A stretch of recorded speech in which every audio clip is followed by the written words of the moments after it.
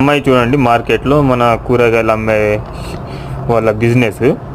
పేదరికం కదా, తప్పది, కడుపు కోసం కష్టపడాలి కదా. చూడండి ఎంత ఆలోచనలు ఉన్నది ఆ అమ్మాయి. నీ బిజినెస్ లేదు, తనకు సహాయం చేస్తాడు అన్న వచ్చి ఎంత సంతోషపడతా అంటే చెప్పలేని ఆనందం. చూడండి మొత్తం వీడియో.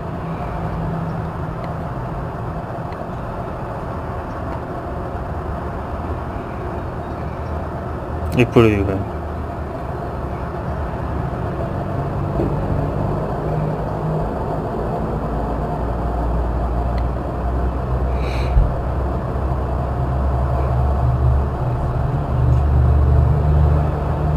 చూడండి ఇప్పుడు ఆనందం చూడండి పాపం.